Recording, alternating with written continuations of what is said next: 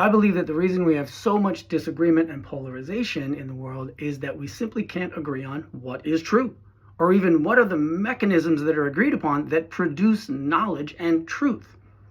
And so to that end, I'm going to give in 2 minutes a 200-year summary of how we've produced knowledge and how that's changed in the Western world and how that's putting us in a tight spot right now.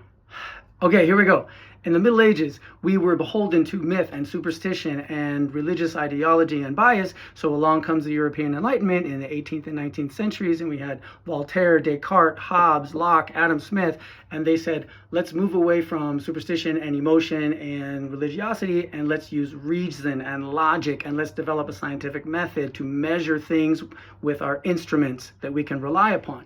So we began to look at our human body and the cosmos as machines that our mind and spirit were separate from.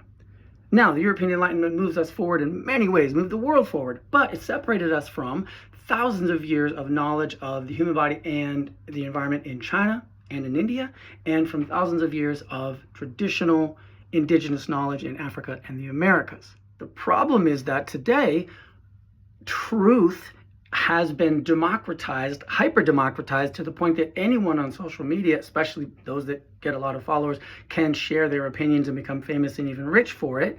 There's good and bad to that.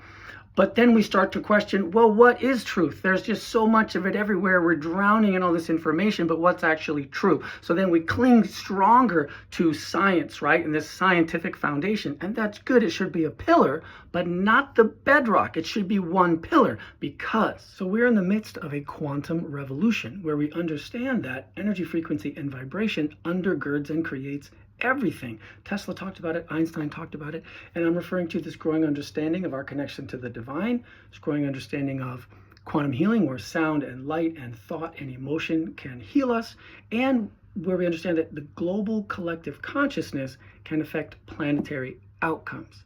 And so yes, science must always be a pillar of truth creation, but so must this understanding of the role of vibrational frequency, so really the seen and the unseen. And when we combine those, and they really combine beautifully in the quantum revolution, science and spirituality, when we combine those, truth will start to make sense again.